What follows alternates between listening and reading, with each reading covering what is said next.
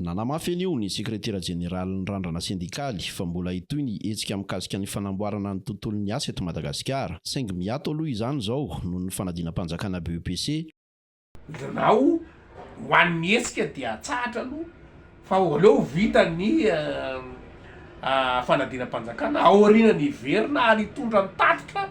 mikasika ny fivainianana fanaovana fanatrehana an'ilay fiaonam-berasam-pirenen'ny asa fahefatra ny vola mpizahatany Genevy resaka hoe ahoana ny asa nataon'ny ranon'ny SVS rano zay tao amin'ny CNAPS ahoana ny mikasika inona ny ao ambadiky iny hoe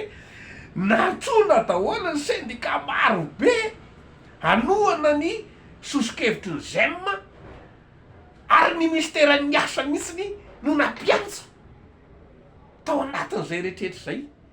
zay zany rehetrehitra zany mbaratsika amina fotoana aoriana ny fahavitan'ny fanadina-panjakana ary amoritsika ny rehetra zay liana ho am'izay mihitsy.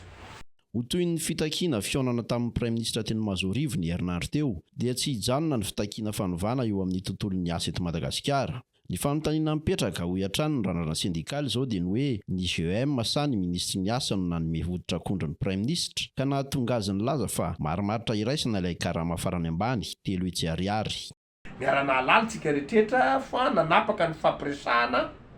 amin'ny fanjakana ny ZEM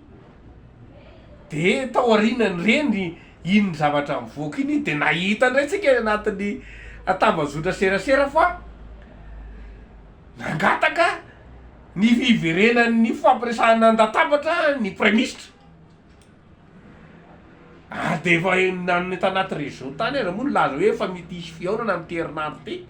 ny fanontaniana mipetraka zany de hoe nentina hanambatambazana ny ZEM iverenana ambony latabatra iresahana ve zany ny namoahana n'iny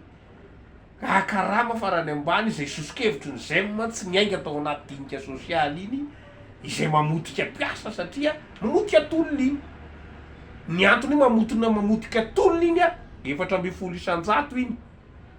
zany hoe ratsy noho n'le nataon'ny fitondrana teo aloha izay ny tenenanay hoe mamotika ny tolona iny.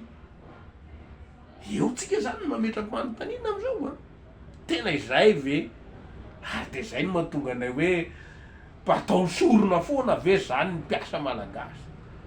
Za mieritreritra zany ny fanjakana ny gouvernement am'izao fotoana zao fa tsy ilaina ny mpiasa malagasy fa de zay tiana anaovana azy fotsiny fa mieritreritra sehatra hafa very zareo no amokatra ho an'ny fampandrosoana fa